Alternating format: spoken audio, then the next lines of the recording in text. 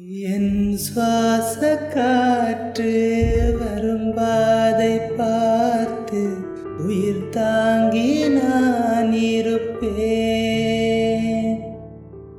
மலர் கொண்ட பெண்மை வாராமல் போனால் மலை மீது தீ குளிப்பேன்.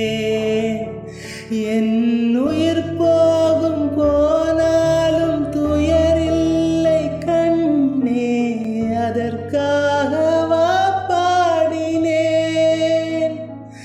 வரும் எதிர்காலம் உன் மீது பழி போடும் பெண்ணே, அதற்காகத்தான் வாடினேன்.